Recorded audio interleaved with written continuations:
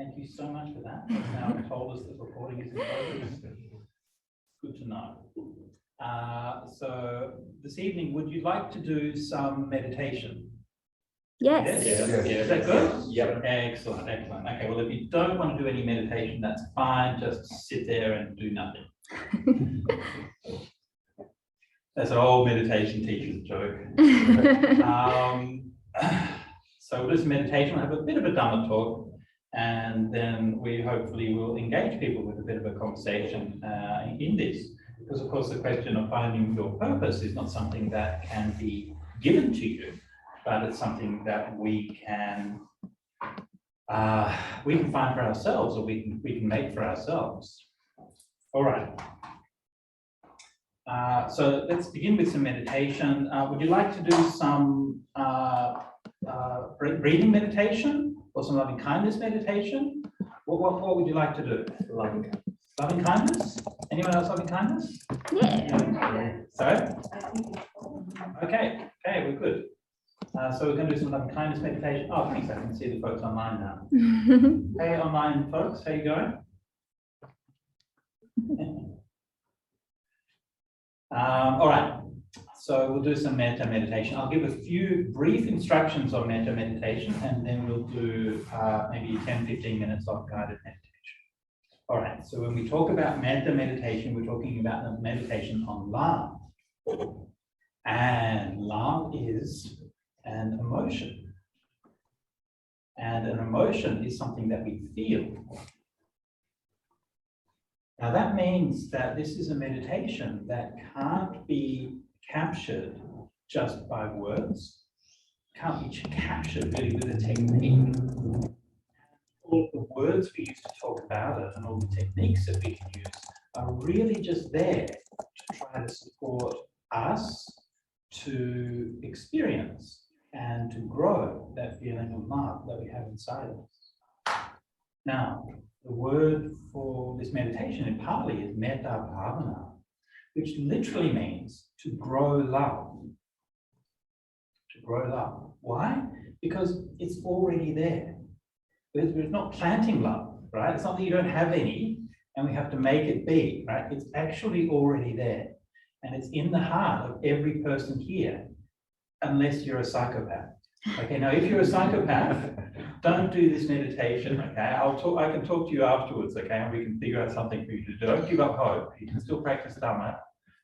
Metta meditation is probably not going to work for you, okay? Just putting it out there, okay? But for those of us who are not psychopaths, then metta, loving kindness meditation is going to be looking for that seed of love, that little growth of love that we have inside ourselves, and nurturing it and growing it to make it fulfilled. Love is an essential part of the human tradition, of the human condition, I should say. And yet we somehow treat it as if it is something which is rare and hard to find. It's not rare at all. Actually, it's been in you all along. Yeah? So in this meditation, we look inside ourselves. We use words, may I be happy, to express that loving intention towards ourselves. And we develop that and continue that gently and yet firmly until we somehow connect with that spark of that feeling of love inside us. Now, we're just going to do a very short introductory meditation for this evening, all right? So don't get your hopes up, okay? Meditation is not, it's not going to just come to you all at once. I mean, it might do, but it usually doesn't. So think of meditation as being like, it's like brushing your teeth.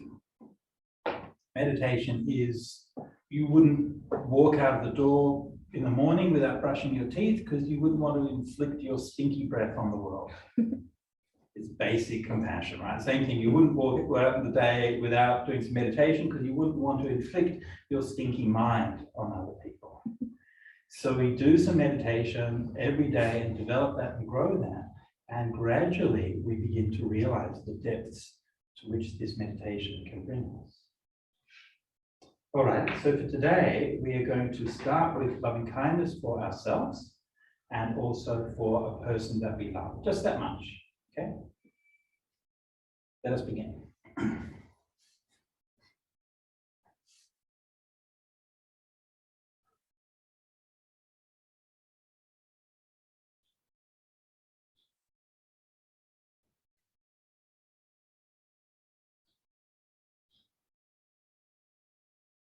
Sitting quietly.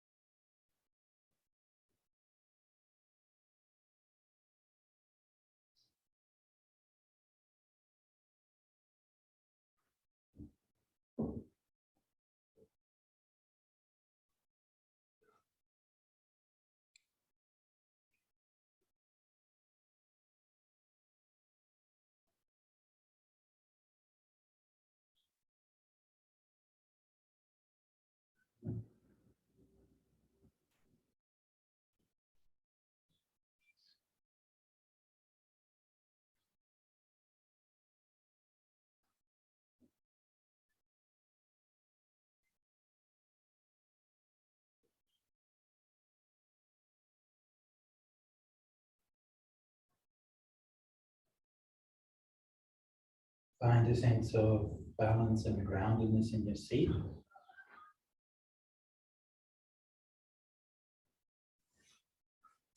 Feel your posture. Your legs, your torso, your back, shoulders, arms, your head. Check in with the different parts of the body so that you feel present.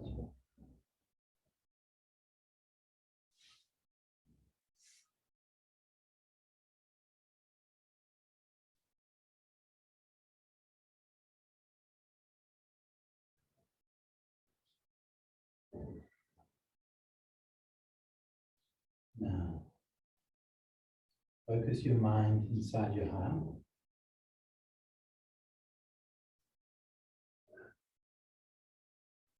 And say to yourself the words, may I be happy, may I be happy, may I be happy.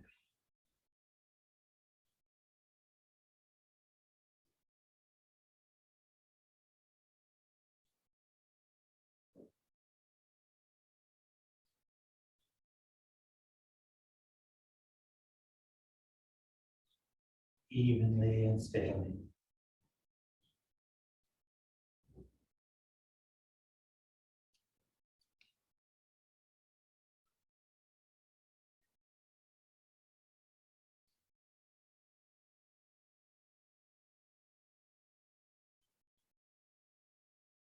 Making a firm foundation for your mind.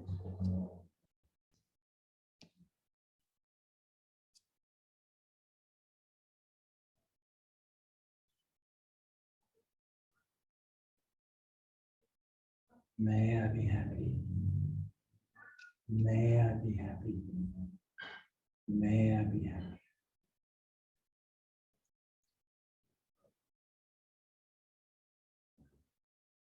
Now, as we continue like that, different thoughts will come and go. Don't worry about them too much. Don't give them too much attention. Oh, okay, that's all. May I be happy.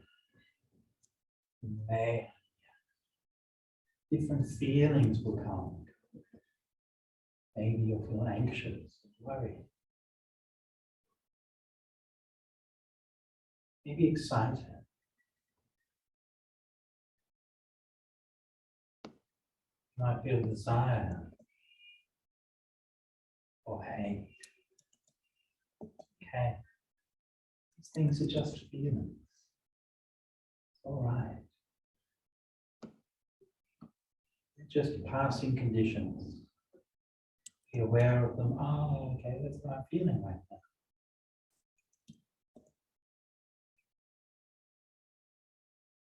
Don't ignore them or push them away, but also don't let them control you.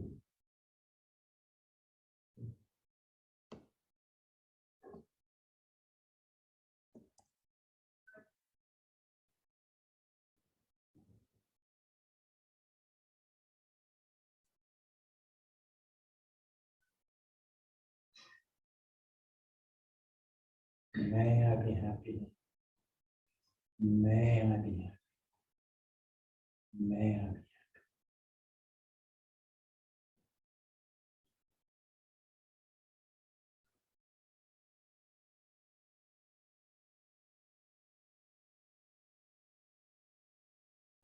As you continue with those words, notice that there's something which is underneath those words.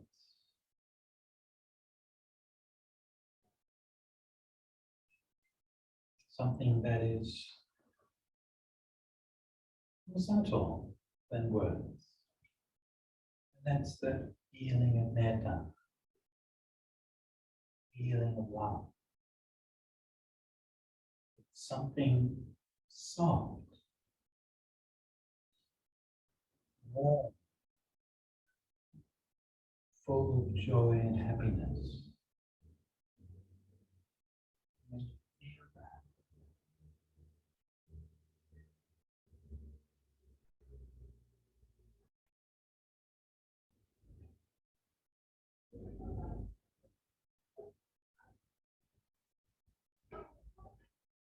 Gently cup that feeling, as it were, in the hands of your mind, keeping it close, keeping it safe. Nurturing that feeling of love, even if it's just a tiny spark.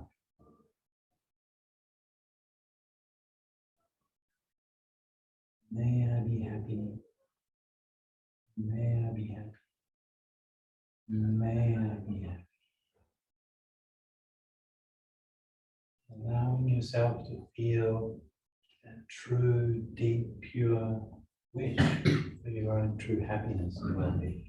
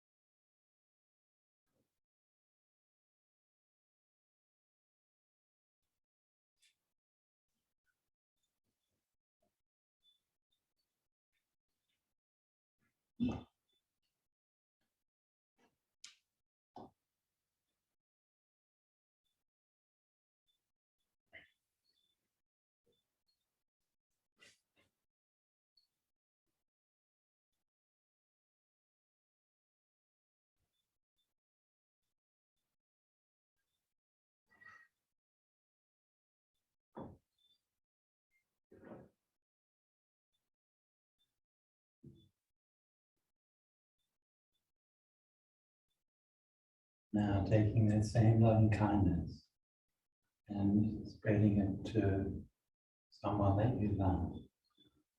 So just choose one person who you love dearly and purely. May they be happy. May they be happy. May they be happy.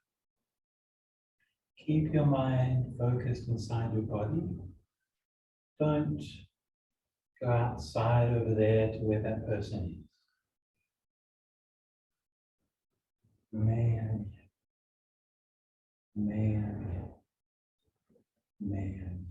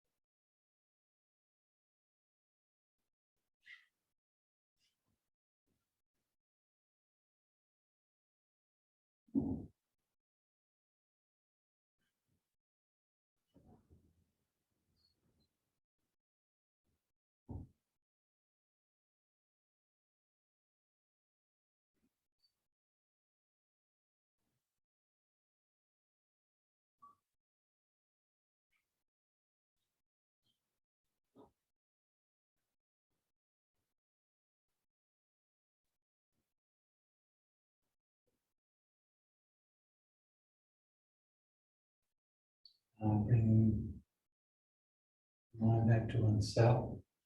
May I be happy. May I be happy. May I be happy. Letting the words of metta go. Letting the feeling of metta fade away. And allowing the mind to come back to a neutral space. Empty, open and clear. And now with the mind empty and clear, just briefly check back over the meditation we've done together, asking yourself, what just happened? How did I use my mind? How did my mind change during that meditation? What is there that's different now compared to how there was at the beginning of the meditation?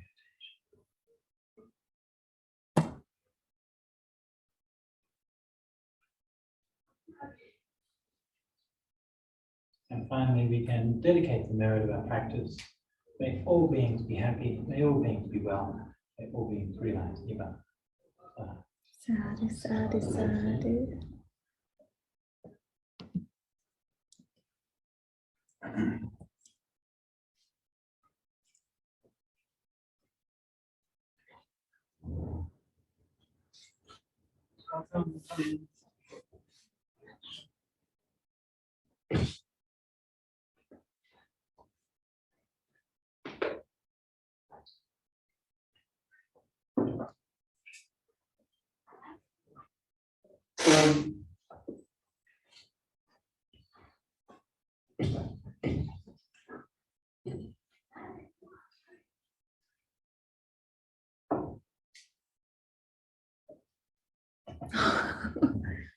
He's invited to. Anyway, okay, so come. Yeah.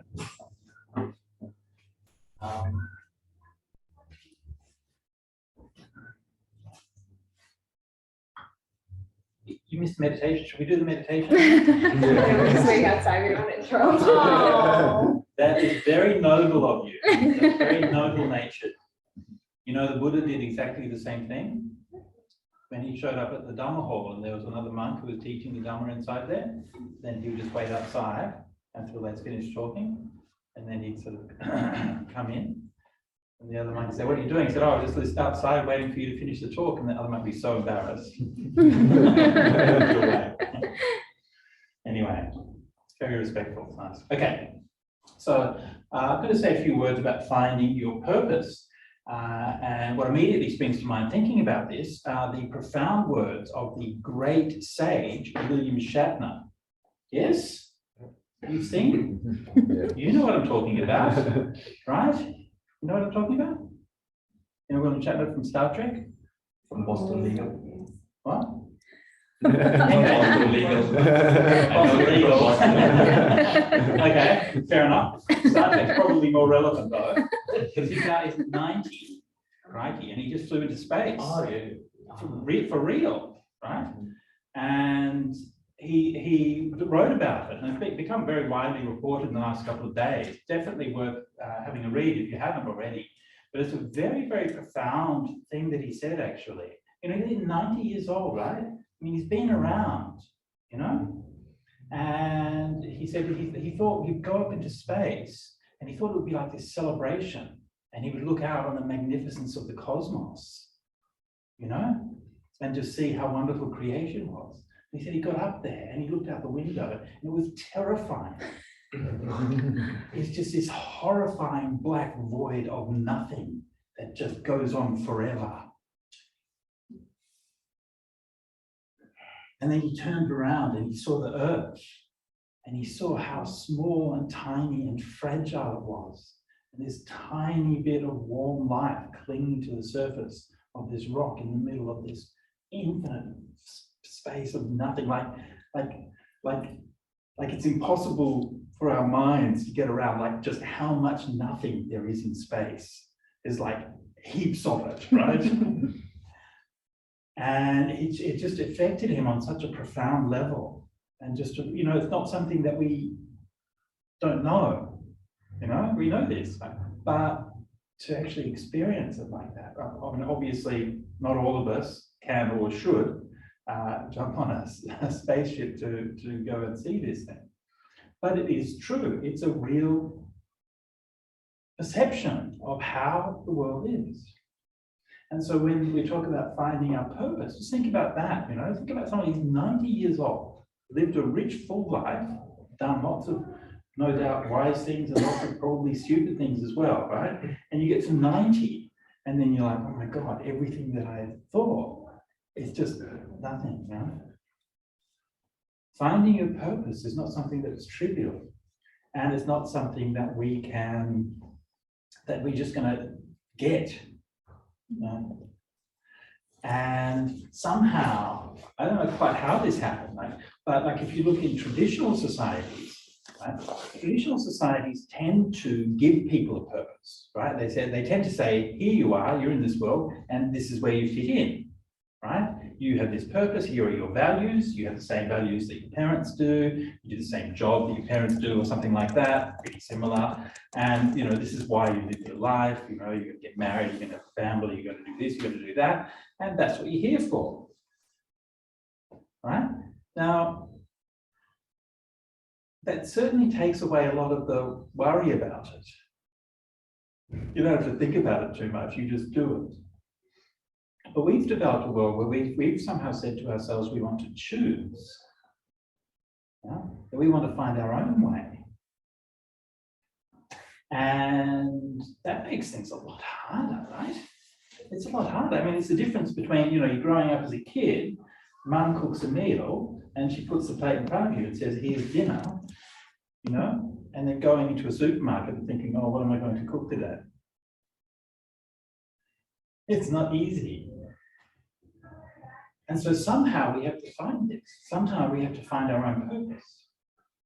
And this is not something that, like as a religious figure, a religious practitioner and teacher, I mean, I can obviously tell you what the Buddha taught, right? But that's not going to tell you what your purpose is.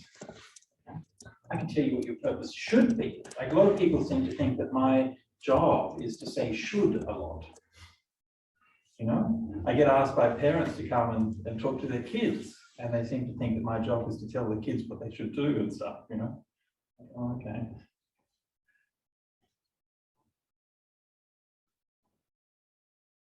When the Buddha taught, one of the most fundamental principles that he taught was that we need to find our own means of salvation. I've just finished doing a series of writing on a part of the Buddhist scriptures called the Atthakavagga. And one of the things that I noticed when doing that was how often the Buddha returned to this theme again and again and again. One cannot purify another. And the Buddha said, no, I can't do it. Don't look at me. That's not my job. But what the Buddha could do was to give us some values. Right? He could give us some framework. Now, one of the things that the Buddha said was that, so basic Buddhism 101, suffering is caused because of craving, greed, hatred, and delusion, right? That's why we create suffering, greed, hatred, and delusion. Now, I don't need to kind of adduce all the evidence for it. You can go and look in the world, right? How much suffering is caused by greed, hatred, delusion. Now, once we see that, right, that gives us a starting point. Why? Because, oh yeah, I have that inside me. And it's easy enough to criticize all those other people out there for doing that. I remember one time I was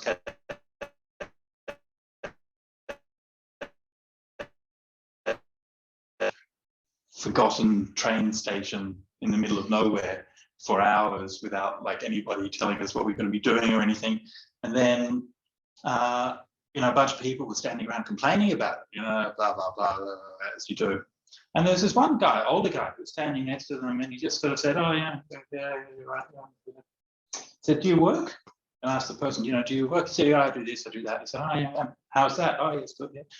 You know, do you have any difficulties and challenges? Yeah, I do, yeah.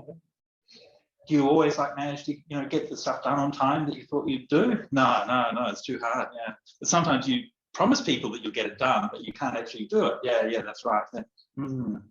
Do you think maybe it's the same for the guys running the train company?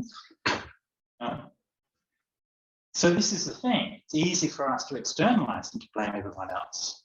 But then we see actually that those same things are inside ourselves. And that's not meant to excuse anybody, right? It's not meant to excuse bad behavior from ourselves or from anyone else. But it is meant to be a starting point where we can have empathy. Yeah? And we can say, oh, okay, yeah, I can see where they're coming from that. Right? There's a connection. And more than that, it gives us a starting point in the sense that there's something that we can do about it. Because greed happens. You sometimes feel greedy for things, sometimes you feel hungry, sometimes you want things, and then sometimes you don't. Sometimes you're quite content.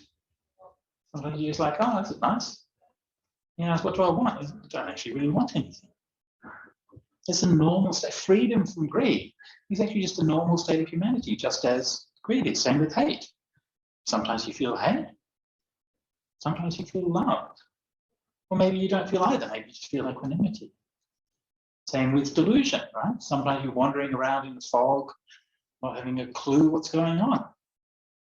Yeah? And sometimes you're like, oh yeah, yeah. And sometimes you know it. So greed, hate, and delusion are naturally part of who we are, and the absence of greed, hate, and delusion are also part of who we are. So in Buddhism, the absence of greed, hate, and delusion is also like a positive thing. So the absence of greed is like generosity. The absence of hate is love. The absence of delusion is wisdom. These things are potentials within us all. So what the Buddha said was that we can move from one to the other. Good evening, welcome. You're just in time. You missed all the boring bits.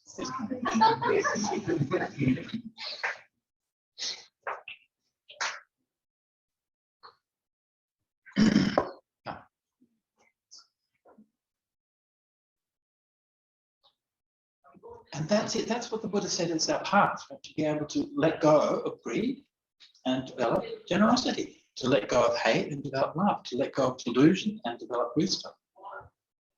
And each one of us can do this. In fact, each one of us has done this. And we've actually all done this countless times. So we just need to keep on doing it, to do it more consistently, and to do it at a deeper and deeper level. And that is what the Buddhist path is about.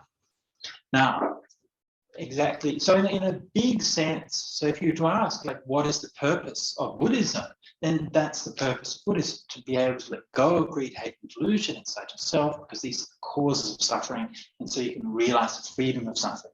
And we can realize that within ourselves. And we can also help to share and to spread that to others so they can become free of suffering as well. This is like the grand purpose of Buddhism. Okay. Now within that, then there are many different avenues and many different pathways. I've chosen a monastic pathway. Yeah? Look, monastic pathway is great if you're like a complete failure at life. Then we have an option for you. You just come to the monastery, and it's good. Yeah, so that's nice. And so. But really, monastic life is for those who feel that call to really kind of dedicate themselves to the Buddha's teachings, and who feel that kind of inspiration. I was very lucky when I was a young man. I was very lucky that it's a confluence of being like the right time, of being myself, being in the right place in my own journey. Like I was wanting to leave my former life behind and wanting to do something new. And also I was very lucky to encounter very supportive external conditions. I came to a place where they're very happy to receive me and happy to support me as a monk. So that was a kind of confluence of lucky things that led me to become a monk.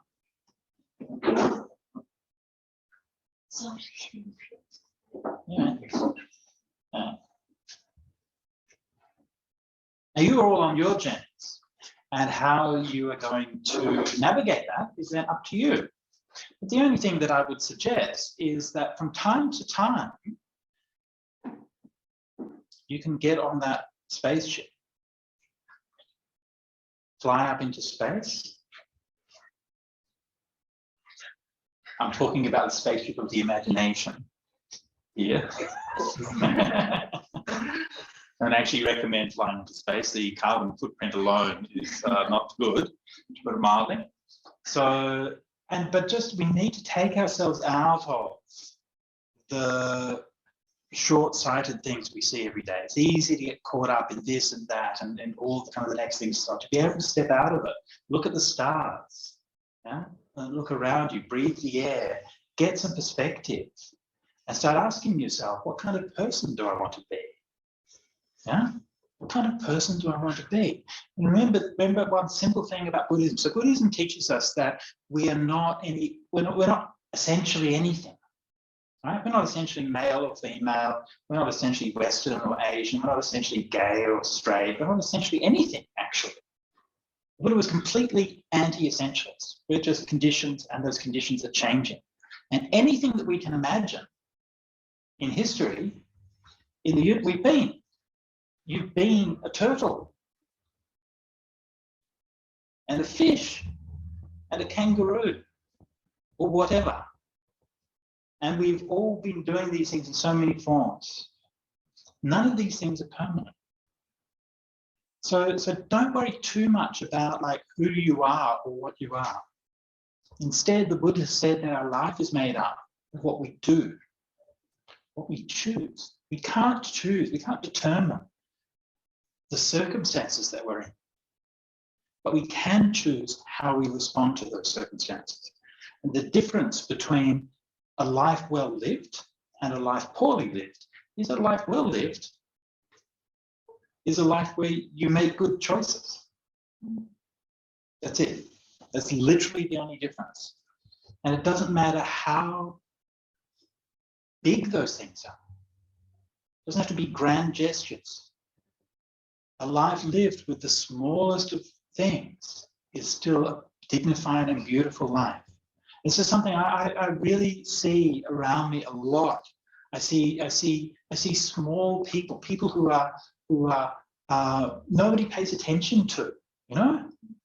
People who are like janitors or who are like cooking in a restaurant or just whatever, collecting the rubbish or something, I don't know.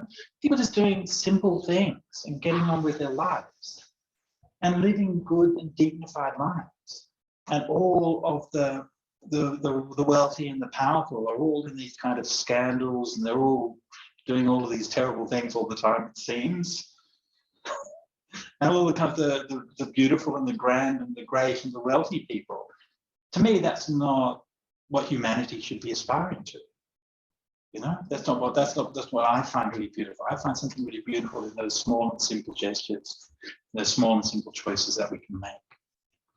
So there's just a few words for this evening on the subject of finding purpose within the context of the Buddha's path of letting go of greed, hate, and delusion, but also somehow try to get us to look and find some perspective on how we can find purpose in our own lives. Now, I wanted to maybe pass it over to Tina, who was going to ask some questions and get a conversation going. Is that right? Yes, thank you, Bhante. That was so inspiring. Oh, thank you. Yeah, I hope we all find our purpose. And I've just posted online for those who are online and those who are here. Firstly, any questions? So if there's any questions, you're welcome to ask Bhante directly. For those who are online, you can unmute yourself, or you can also post it into the chat. For those who wish to ask a question anonymously here in person as well, we've got some pieces of paper and pen that we can give to you as well. So firstly, any questions before we launch into our usual discussions? Yes. Well, could you strand out a little bit the cause and conditions around making choices? Okay. Can you be a bit more specific? Like it's a very general question. Yeah, questions are good. It seems to me, you know, it's kind of like almost cliche kind of thing. You make a choice, and if, you know, my capacity to make a choice and yours is the same, and it seems to me that's fallacious.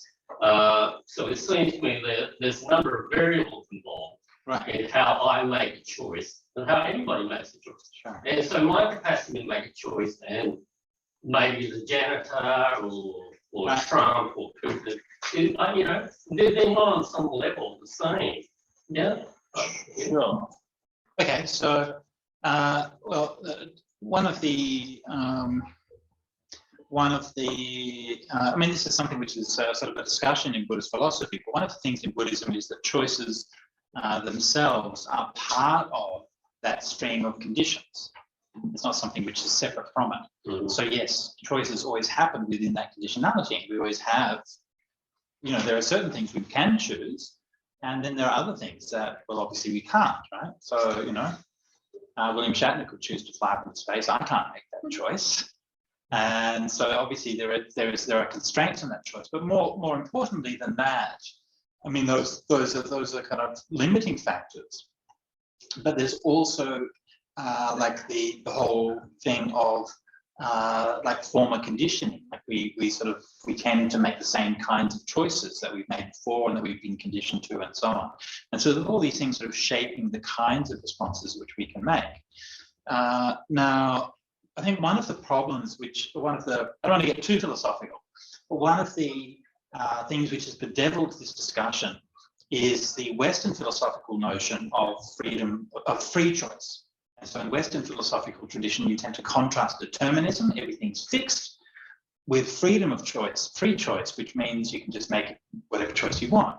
Both ideas, in my view, are philosophically untenable, and they're not what the Buddha taught. You can make choices, but those choices are conditioned. And there's not this opposition between things. We're not completely fixed in what we do, nor are we completely free. We're actually operating within this world of condition. And that's how we experience life. Again, without getting too philosophical about it, but that's how we experience life, isn't it? I mean, you go to, I don't know, you go for lunch and you go down to the food court or something like that, and you have a choice of different food you can have, but then you're going to be conditioned to buy certain things, right? Oh, I like Chinese food, so I'm going to go there. You know, I don't like pizza, so I'm not going to go there. But it's not also entirely fixed. So I think that the important thing is that we do have, within the context of our own conditioning, the context that we're placed within, we do have the capacity to make some kind of choice.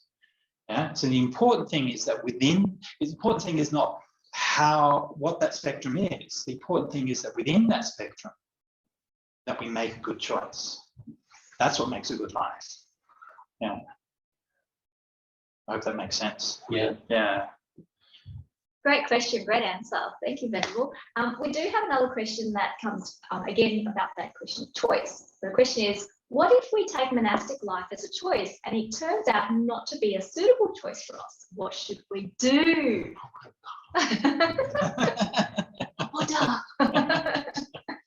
Look, it happens, right? It happens quite often. Right? People will ordain, and it turns out to be not what they think. And this especially happens when people come to the monastery knowing that they're going to ordain. Biggest red flag, okay? Biggest red flag. So something that, you know, many years staying in monasteries, we're ordaining people. Number one, someone comes to the monastery and says, I want to be a monk. That's not going to work.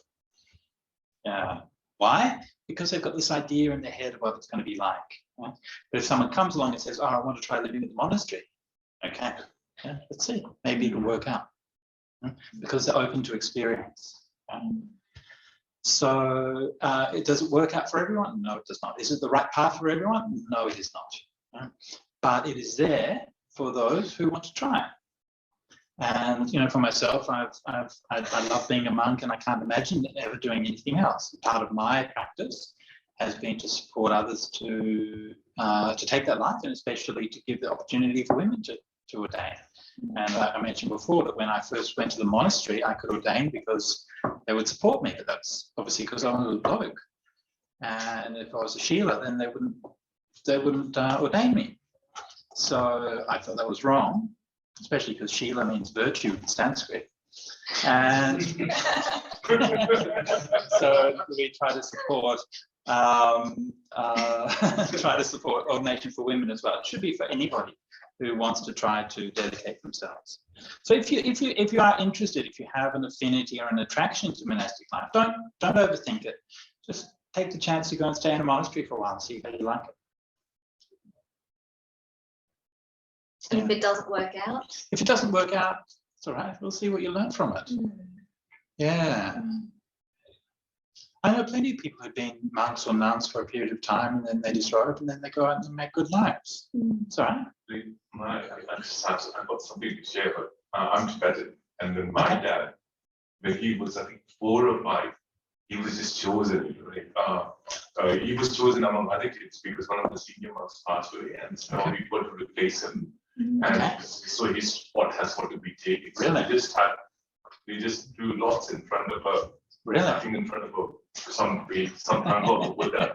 And they said, okay, house number 6, house number 9, this. Really? All kids send your voice, they wouldn't be monks. Wow. And to say no, blah, blah, blah, they would say, but, you know, he's been chosen. So that's, you said you're Tibetan, that was in Tibet, Yes. when they were still in Tibet. So my dad pretty much, like, there was no choice, nothing at that age. And I see so many dogs, monks as well. And, you know, at 4 or 5, it's sort of It's too young. the parents have made a decision, I'm guessing that, you know, the kids are going to be monks for the rest of their lives. And I know you mentioned my dad was in this role. That's why I'm here, but he wasn't. That makes sense, Well, I'm glad he disrobed. Yeah, that's what I can say. But I mean, it relates to what I was saying before about how in traditional societies they tend to give you choices. right, and say deal with it. You know, so we want to make our own choice. So, Well, my grandma was like this. It wasn't that you have to, but there was so much pressure from society because now, obviously, he's been told, and then my dad's the only son. yeah. But and so she and only child. So she wasn't thinking, but anyway. So, yeah. I mean, yeah. I mean, it's a fascinating story. I mean, as a scholar of early Buddhism, I mean, I can say that's not how it was in the time of the Buddha. You know, they ordained because they wanted to practice. Yes, sometimes sometimes there would be boys who were a bit younger, but not that young, and they went there because they wanted to. I mean, sometimes in Buddhist countries, the young boys or girls will go to the monastery and ordain because sometimes there are conditions, like sometimes they might be like refugees or something like that, and they're sort of finding a shelter and so on. So there can be legitimate reasons why they have the kids there. But personally, I think in those cases, personally, if there are legitimate reasons to take kids in and give them a shelter and so on in the monastery, they still don't have to ordain them. They can still stay like wearing white and keep precepts. It's okay, but you should only really ordain if you're sort of old enough to understand and really make a decision for yourself. Yeah. Anyway. Yeah. So Bhante, I'm 33 now, Okay. and I find it really hard to find my purpose. I went to uni, finished degree, Okay. and What was your degree in finance. in finance? Okay. Business accounts, and got a job there as well. Didn't like it, left it. Right. And still trying to figure out my purpose, and it's really hard to find a purpose. Okay. What would be your advice? Well, for a start, the Buddha gave a whole discourse to Moggallana the accountant. Okay. So, it's not that finance is like completely out of the kind of thing. And so accountants can get enlightened too. But yeah, that's what I was saying. It's a lifetime's journey, And I think the first thing to do is to make sure that we ground ourselves in good precepts, good morality, make sure that you don't actually do any harm, right? That's really important. But that's not enough, because that's just like an absence, right? I mean, I can say, well, I'm not breaking any precepts, so I'm just kind of lying in bed sleeping all day. I mean, it could be worse, right? At least you're not starting any wars or anything like that. I think we underestimate the benefits of having people to lie around doing nothing in bed. But yeah, you need to get. The only thing that I would say is just sort of get out there and make it. Try things. Try just giving and serving. Go down to your local temple, your local community centre, your local something, your local charity, and just turn up and do something. And just help people, I'll just give you an example. I'm working at the moment with a woman at a local community centre in Harris Park, right? So she's a Jain woman, an Indian woman. She came to Australia and she was like got nothing, and really sort of lost and doesn't really have any family and she started coming to the community centre just to meet some people and do some service. And she does beautiful drawings. And she showed me her drawings one day. She has these beautiful line drawings of leaves and things like that. I said, I was just looking for somebody who could do line drawings of leaves and decorations and things for the book that I'm making. And I said, would you be interested? She said, sure. So now we're working together on doing this. It's funny because she went out there, and now we can help. So don't think that you're kind of powerless. And don't think that you have nothing to give. The world, in case you hadn't noticed, is really in need right now. Like there's lots of stuff happening, and we need all hands on deck. Right. So tomorrow I'm going to Northern Parramatta, the St Patrick's Cathedral, and we're doing a multi-faith service on climate change, and we're calling for Anthony Albanese to do something, specifically to hold any new proposals for coal and gas development and to end subsidies for fossil fuel extraction. And $20,000 per minute That's how much Australian governments are paying fossil fuel companies in subsidies. $20,000 per minute. Right? Just, you're in finance, right? You can feel those dollars. Right? And think about, 5 minutes, all that you could do with that in 5 minutes time, right? Anyway, so this is what we're doing. Come, if you've got nothing on, Northern Parramatta, St Patrick's Cathedral, 9:30 a.m. tomorrow, and participate and help. And then to ask yourself, what is there? There's so many people in need. There's so many things that can be done, and there are community gardens that need to be weeded. There are hungry people who need food. There are people with health problems who need carers. There are all kinds of things that you can do that are really genuinely useful and genuinely making a difference for people. Now, sometimes this is the right thing to do. Sometimes what you need to do is something else, though, right? I mean, this is one of the things like with the sharpness thing. Like this is a kind of classic hero's journey kind of thing, because you go into the wilderness, where there's basically no boundaries. Right? You go out of where you are, because where we are is very constrained. There's all these stoplights and sidewalks and people looking at you and expectations and traditions and laws and regulations, and it constrains what our choices are. Yeah? And so this is why you go to space, or you go walkabout, or you go to Bali and wander around on the beaches, or you do something where you go out of your normal place and you experience something where all of those expectations are gone, and then you can let something deeper come out. Let something deeper come out. Maybe that's also the time. A good old existential crisis. It's good. Yeah, existential crises are really good. Yeah, you should all have one. Every now and then, not like continually. Like every now and then, it's good. Yeah. Thanks, Bhante. Well, I've got to say, my quarter-life crisis led to Metta Centre, so I'm really grateful for it. If I didn't have that quarter-life crisis, wondering what am I going to do with my life, we wouldn't all be here today. So, right? Yeah. Because like in retrospect, you can look like, everything's easy, right? What are you going to do and how are you going to do it? But it's not. Yeah. Exactly.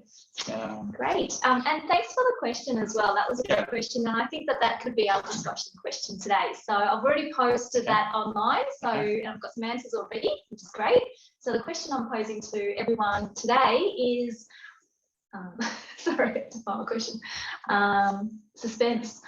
The question is, what are some challenges you have in finding your purpose or living it? So for those who are here, you're welcome to write your answers into the pieces of paper and pass them along to me. And for those who are online, just pop that into the chat.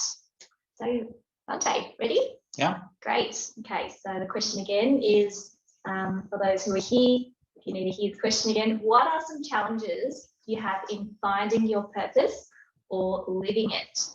So one comes as this. So thank you, Venerable Sujato, for the talk. Wondering, in terms of purpose, I find that I question myself whether we are doing enough, whether that be in our lives, family, work, or practice. For example, I'm questioning myself whether I am on the right path.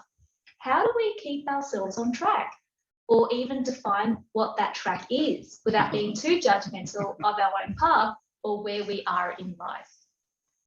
So that's a question, is it? Or yes. For me, look, I can't answer that question, but what I can say is that what is good is specificity in questions. Like I've got so many options in there. How can I find that, keep on the right track, or even not know that what's the right track, and so on. So that's a lot. But what I would say is that all of those things are true sometimes. Sometimes it is a question of saying, how can I keep on the track? Because you know that what you're doing is right, and you find yourself wavering in your purpose, but actually you need to recommit to what you're doing. But sometimes the opposite is true. Sometimes the fact that you're wavering is a sign that actually maybe you should be doing something else. Yeah? So it's really difficult to give sort of generalized answers to these things. That's why, again, specificity in questions is really useful. Are there any guidelines to know what would be on the right track? So, for example, something that will allow us to live a life that's more wholesome, more skillful, less greed, less anger, less delusion. Sure. Are there some guidelines to know?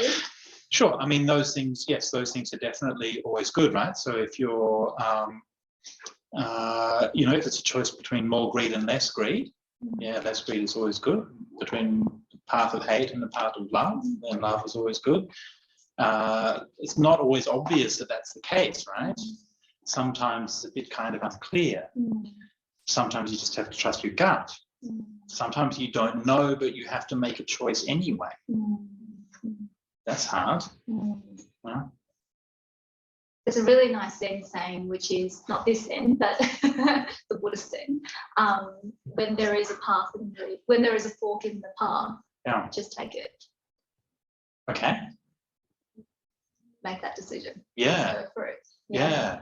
Look, when I was in Thailand once, one of my friends there, he was just like so indecisive.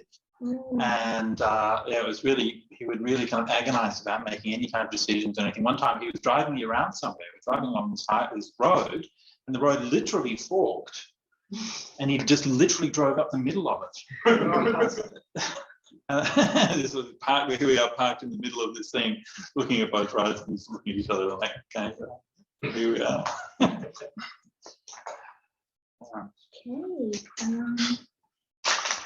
Yep, so we just pass it along. If anyone has anything they want to write, and pass over the slips of paper to me. Thank you. Next question, Bhante. In finding one's purpose, is it perhaps a question of what one is becoming, present moment, versus what one wants to become, future? Maybe. I think what the questioner is getting to is the idea that sometimes we can have almost like an unrealistic idea, like sort of an image or an ideal in our head about what we want to become. But in fact, we need to pay attention to where we are growing to and where we are evolving to. Hope, and I think that sort of speaks to this phenomenon that we talk about in spiritual life, or what they call spiritual bypassing, which is essentially where you kind of imagine that you're at this kind of place which you're not really at, and you actually need to come back. That's why in Buddhist meditation that we always emphasize about like mindfulness of the body, being grounded in the body, being aware of your posture, being aware of where your body is. And that kind of very grounded approach to meditation stops us from doing that. And so even though you might have all these ideas and all these plans, actually what is actually going on inside you, and let yourself be led by that. Okay. Yes, thank you. Next question.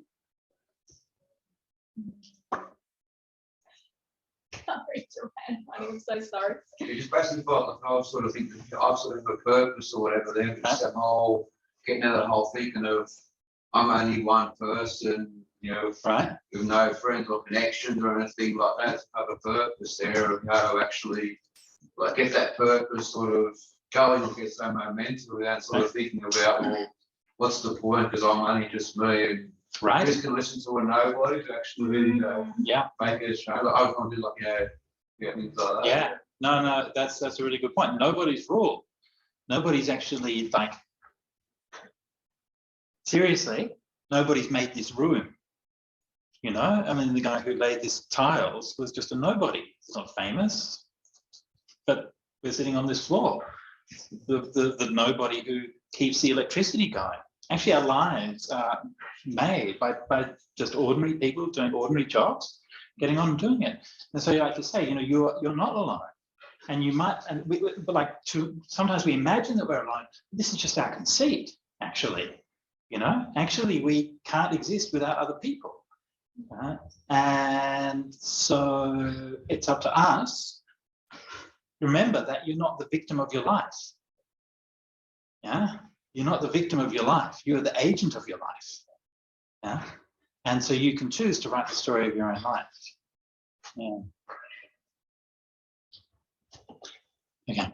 Yeah, it's a bit like the topic about climate change. Sometimes Right. people think it's just too big of an issue, Right. and I'm just one person. Is Right. that enough? But then when you have all these one people who just come together, Right. then that's where we can make a difference. That's when things can happen. Yeah. So we've got perhaps an observation or a question from someone online. Okay. Finding my purpose almost seems too big of a playground for my mind to get lost in. So I think more in terms of how do I want to be in the world today? Can I keep my actions, speech and thoughts infused with kindness and wisdom? If I look after the days, perhaps the life and purpose will look after itself, perhaps. Yeah, that sounds pretty good. Mm. Yeah.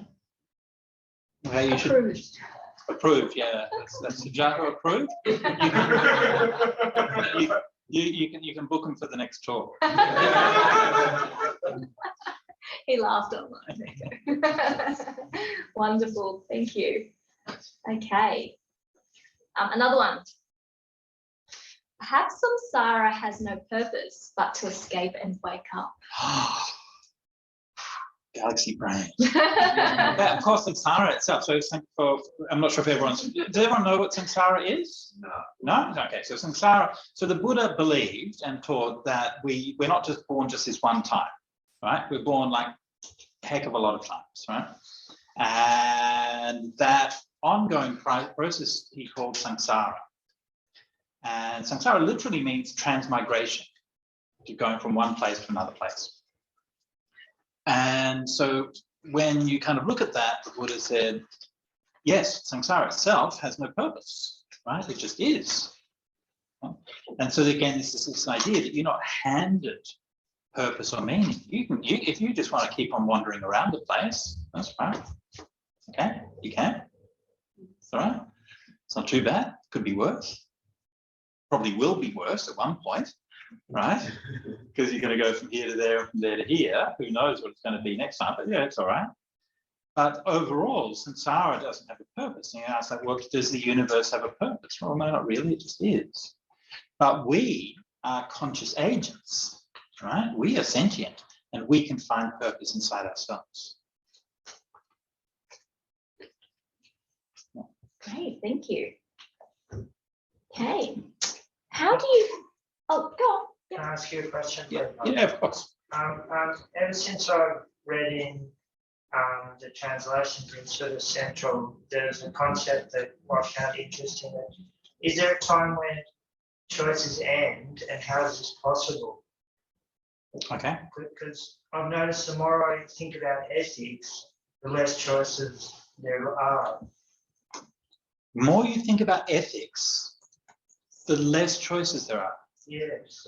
Can you explain what you mean by that, Mark? Well, for example, from my perspective of ethical life, looking at Buddhism and trying to, as one part, but also things like veganism and environmentalism and putting the whole ethical framework as I can perceive it together, it seems that less and less of the ordinary world you can actually do because there's so much. Right? Yeah, that's true. Yeah. You can go into the supermarket, no, I can't buy that. No, that's not fair trade. Then there's one choice, you get one option, and that's it. Yeah. And then you go turn around and wait. Yeah, that's true. That's true. Okay, no, that's really a good point. I mean, okay, so on the one hand, I think that's true. Like when you have a set of values, that set of values informs the choices that you're going to make. And you're quite true that is going to restrict the kinds of choices you're going to make. I mean, that's kind of the point, right? Because you recognize there are certain kinds of choices you make that are actually harmful, you shouldn't make. That's why you have that set of framework. So that gives you that framework, which actually makes your life simpler, right? Because, well, you are going to go straight to the vegan section or whatever it might be, huh? And so, yeah, that makes it life easier. But that also that doesn't give your life's purpose, right? That simply shapes your life in a certain kind of direction. But okay, now I only have fair trade things. I only buy vegan things. I don't do all of these kinds of things. And I feel happy with that. But you still get up in the morning and you have to live, and none of that's told you anything about actually how you should live your life. Yeah. And so that is where that question comes in, where you have to sort of find something deeper yourself, which is going to call you to actually live. Yeah.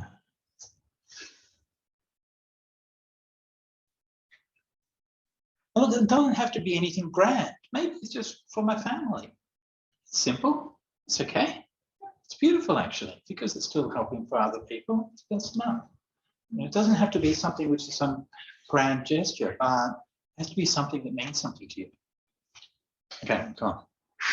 Okay. Anything else? Yes, we do. Oh, go. Yeah. Okay.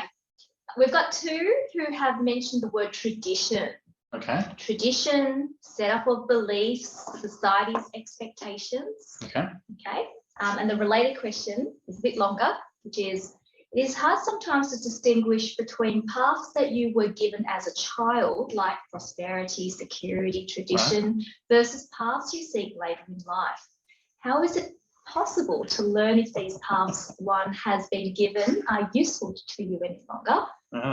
And this person says, this question may be too vague, but it's hard to know when you are acting out a script that you don't think is good for you. Example, wanting material success versus finding purpose by giving these concerns up and seeking something more aligned with a spiritual path. Right, yeah, very true. No, I was just laughing because that kind of thing about like really the values you had from when you were a kid. And you know, my mum, when I was growing up, said he's going to be a priest or a poet. Oh, so she knows you well. And my dad said, whatever you do in life, never do anything for money. So I maybe took him a little bit more literally than he meant, but you know, that's okay. So look, if you're in that kind of situation, you know, you put within some kind of traditional set of values. So remember that, you know, the values that your parents have, the values that your tradition or your culture have, and so on. I mean, these are a set of values that work for them. You know, that's all. And it doesn't have to work for you. It's okay. So step outside, you know, go and try something else, put yourself into different shoes. You don't have to, it doesn't have to be either or, you know, and you don't, I think it's really important that we don't, you know, we don't like, you don't have to like reject the values that your parents have given you or that your tradition has given you or your culture has given you. Actually, all those values are good. It's good to you know, to get a job and a career and to raise a family. These are not bad things that you've been passed down. But the way that you do this and the way that you live your life has to be up to your choice, and it's not necessarily going to be the right choice for you. So just try out a few different things and then see how. And then sometimes you get in a situation where there will be that sense of conflict. And in fact, that is you know, part of the foundation of the Buddhist tradition, actually. You know, the Buddha left forth to become a monk, and while his parents were weeping with tears running down their faces. That's actually, like, if we look in the earliest tradition of Buddhism, the earliest texts of Buddhism, that's one of the only things that we really know about the Buddha's mother and father. And we know very little about them, you know, what their personalities were, what kind of food they liked. None of these things we know, but we know that they cried when Siddhartha left the home to go and become a monk. So sometimes we do have to make those difficult decisions. And what about society's expectations? Society's expectations. We may then take that on as if that's our purpose. I don't know. This is coming from someone. Maybe they could clarify. From me, like sometimes, like for example, I want to lead simple life, but you are forced, or you have to work more to buy a house. You have to. You have family. You have to do much more. Then sometimes I think, oh, I can lead much simple life. Yeah. But everything is forcing me, like what I should do, like Yeah.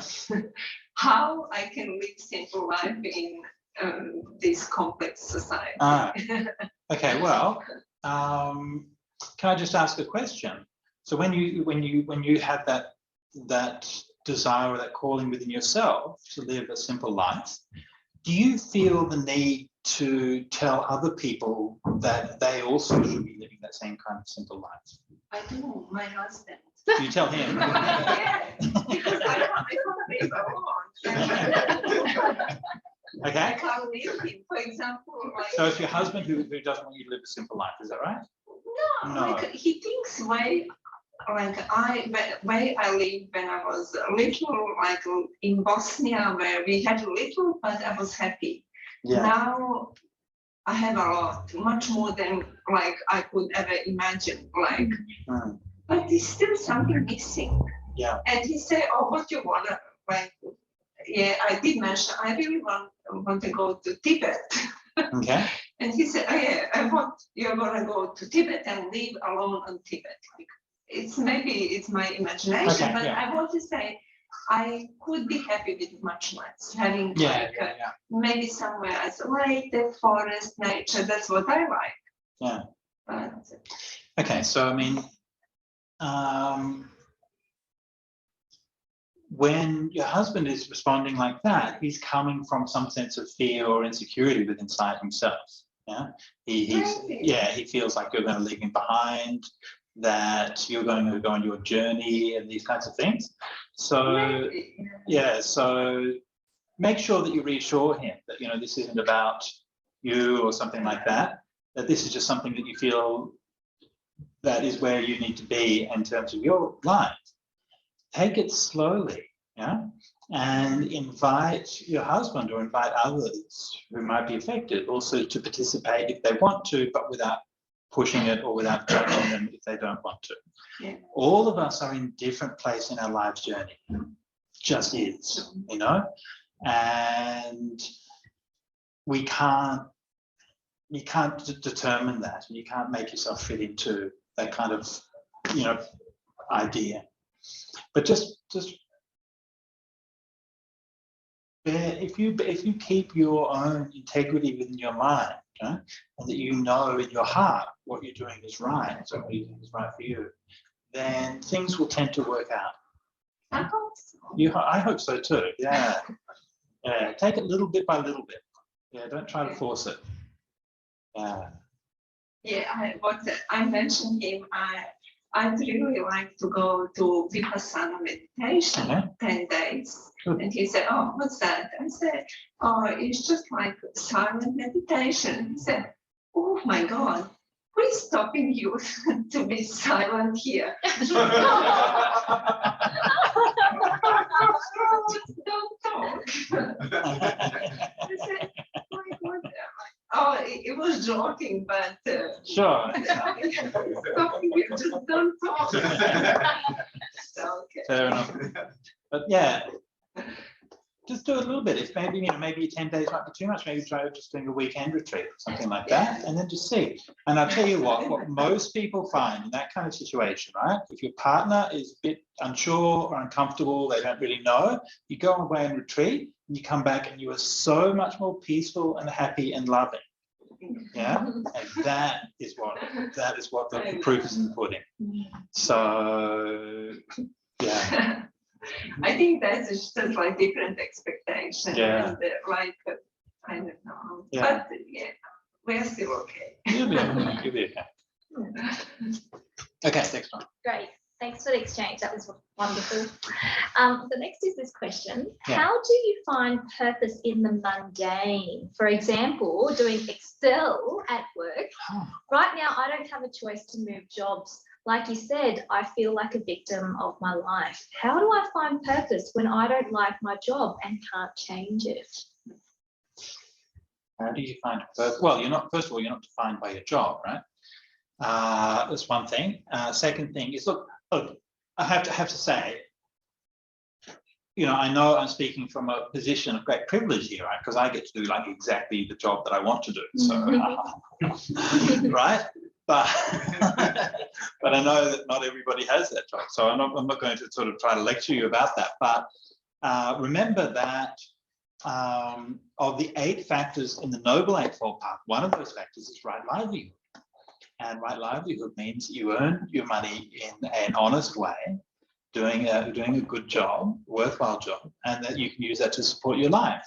And that is an essential part of your spiritual path. Most people, most of the time, do not get to choose their job.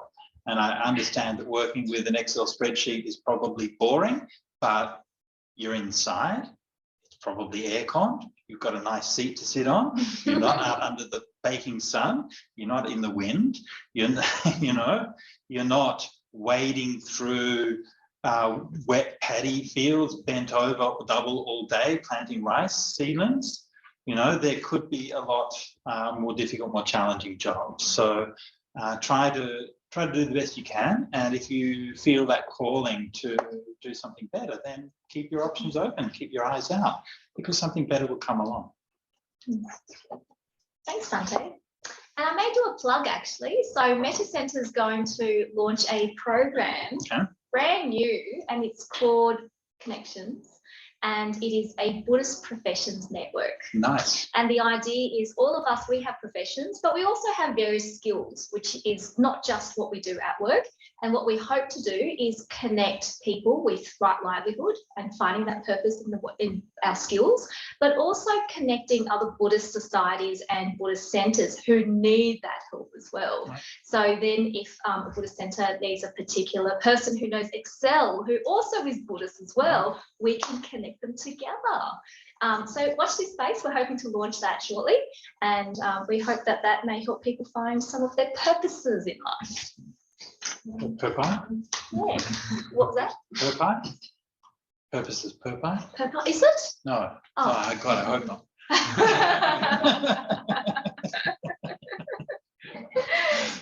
Okay, I note the time. We've got one last one. Okay. Yeah. So again, we're talking about what's the difficulties with people finding purposes or living it. So this person says, keeping busy and doing the usual routine, never really had even time to think about purpose. Right. Yeah, I know. Yeah? So, yeah, look, I don't know what to say to that, except just to say what I said before, that when you get the chance, if you get the chance, try stepping out of it and try to, put yourself in a situation where you can look at a big sky,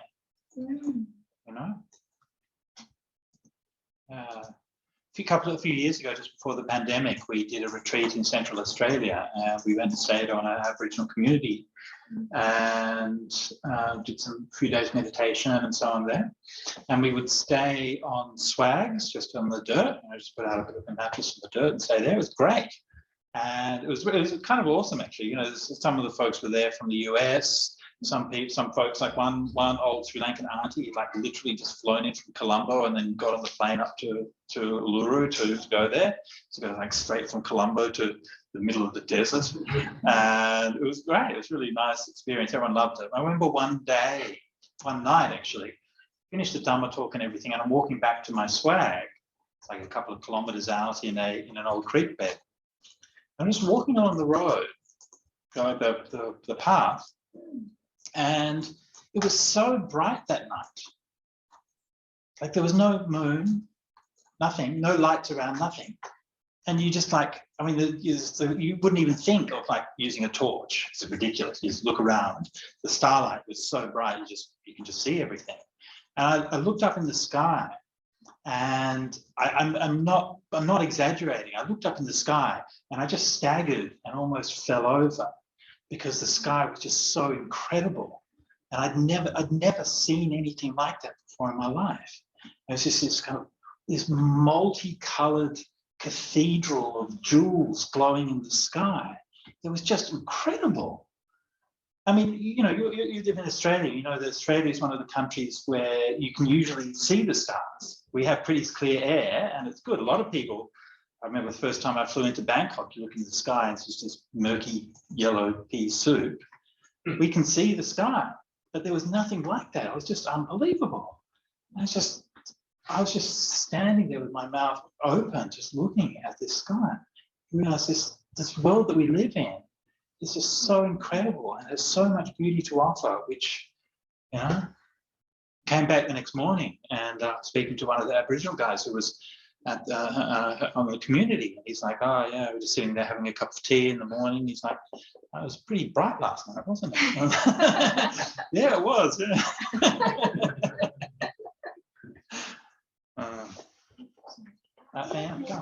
Just a question about guiding principles. Just Yeah. what guiding principles generally are for life. Guiding principles for life, just quickly. It's no. Can you be more specific? Again, that's a pretty general question. You're talking about finding purpose. Yeah. And I'm just wondering, don't know how to make it more specific, just wondering like what, you know, when you aim for the moon or you aim for the stars, what are those things that you're aiming toward? Or what are things, what are the values or the aspects to keep in mind when you're trying to find, you know, to keep you on the straight and narrow or to keep you on the path? Okay. What are some, what's the litmus test for that you're kind of on the right? Well, I mean, I would come back to what I said before about greed, hate, and delusion. Is this going to lead to more greed or less greed? Is it going to lead to more hate or less hate? It's going to lead to more delusion or it's going to lead to wisdom. And that's always the thing. You don't always know beforehand, but you can keep on checking it, testing it as you go down. Yeah. So it's the opposite of those aspects as well. Like whether the path is leading to more compassion. Exactly. Yeah. Yeah. Yeah.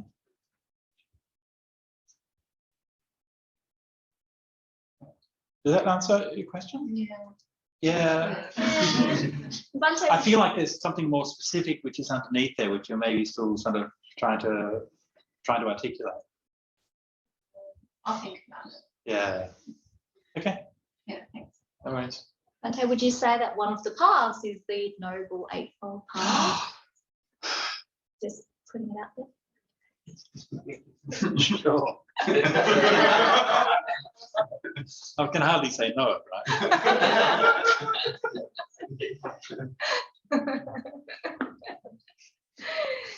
Okay, any other questions or comments? Anyone online? Questions? So can I, sorry to interrupt, can I just briefly take that up a bit more? Maybe Okay, that might sure. help my answer more. So think about the Noble Eightfold Path, right? So because the Noble Eightfold Path has a bit more detail and a bit more structure to it, then one of the purposes that it can do is to act as like a test for us to see if there's anything that we're missing. So sometimes that can also be helpful. Right view, right speech, right view, right intention, right speech, right action, right livelihood, right effort, right mindfulness, right samadhi. Now, sometimes you might look at your life and you realize, yeah, actually, I haven't been doing any meditation. Maybe that's what I need to be doing some more, right?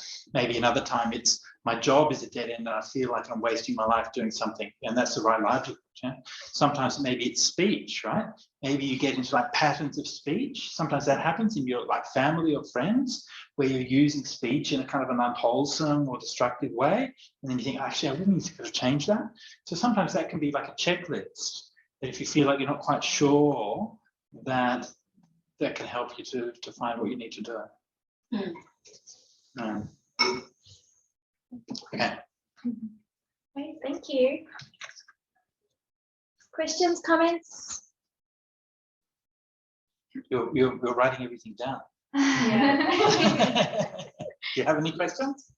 I kind of wanted you to repeat the Eightfold Path again because I really had to. No worries. I could just look it up later. Right view. Mm-hmm. That means you see the way that you see the world. Mm-hmm. Right intention. It means having the intention of kindness and so on. Mm-hmm.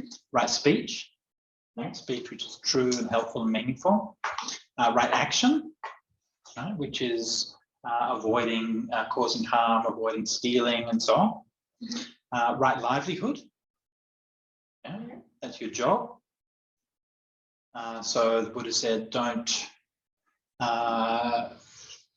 deal drugs, don't smuggle guns and stuff like that. So there are some kinds of wrong livelihood, but more generally, we try to live a life, try to live so that the work we do is actually useful and meaningful and beneficial.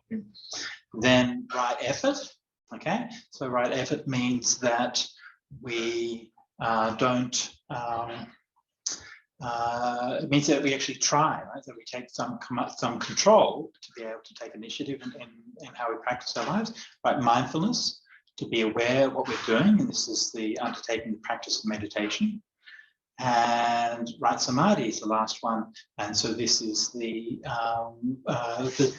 deep peace of states of meditation we can reach. So these 8 factors called the Eightfold Noble Path. Okay. Thank you. But also you can look it up. Yeah. Thanks, Bhante. So one last question from someone online. Okay. As a freelance, I get jobs that does not align with my purpose, and it becomes jobs I dread. But I struggle to turn it down because it is extra income I need. There's also the fear that I would be replaced and they won't find me anymore. What should I do? Yeah, it's not easy. But right livelihood is not an easy thing at all. Just try your best, you know. I mean, there are limits, you know. You can do things that are maybe not what you'd want to do, but then there are things that are really like evil and bad. So, you know, just try to stay away from doing those bad things, but also ask yourself, how can I kind of present myself, or how, you know, if you're doing freelancing work, how do you present yourself? What kinds of things do you want to foreground? What kinds of values do you want to do? So through things like your CV, for, you know, how you present your experience and your interests and things like that. So try to do those things in a way which is going to encourage doing those things well, you know. And that, you know, this is something that you've done, Tina, through Metta Legal, is, you know, as a lawyer, right, also you're put in these ethical dilemmas because you can be asked to do all kinds of things as a lawyer which aren't necessarily going to be very useful for society. But you've tried to sort of get out in front of it and try to create a situation where you will be actually working in that kind of positive and constructive way, you know. And so that requires a bit of forward thinking and forward planning. Yeah, you'll do it. It's okay. Great. Thank you so much, Bhante, for all of your advice and also your patience in answering all of our questions and dilemmas. Not at all. It's been delightful. Yeah, thanks for such an inspiring talk. I mean, I feel really inspired. I feel like I'm going to find my purpose. And for those online, if you feel like you got something from today and you found your purpose, give me a thumbs up. Oh, we've got lots of thumbs up. Okay. You don't have to, it's all right. So just to wrap up this evening, we've got some thank yous from those online as well. So next week we do have Venerable Alandi Ananda Thera, who will be giving a talk on mindfulness, or a mind full of things. So you're welcome to join for that. Please note next week we won't be here in person. It will only be online. So this place will be closed just for next week, and we'll be back again the following week. And also for those who would like to continue the dialogue and also the Metta Centre community, please join us on our WhatsApp group. So you can just send an email to contact@mettacentre.com, and also on our Facebook. There's also some stuff happening over there as well. If you would like to support the work that we do at the Metta Centre, we invite you to make a donation. So we run 100% on donations. We don't get money anywhere else. So you're welcome to donate either online or also in our donation box. And so to end this lovely evening tonight, Bhante, can I invite you for a closing, either a blessing or a dedication of merits? Okay. Thank you. So I'll just do a dedication of merits in English. So this is what one of the things in Buddhism is that we believe that when we do something good, that we do something good which is good for ourselves, but also is good for others. So may the merit of our gathering together today in peace, in listening to the Dhamma in harmony, in practicing meditation, and in discussing the Dhamma in harmony, may the merit that we've made through all of these things be for the happiness, the freedom, and the well-being of all sentient beings. Sadhu. Thank you. Thank you, Venerable. Thanks everyone for joining. Thank you. Bye everyone. Good night.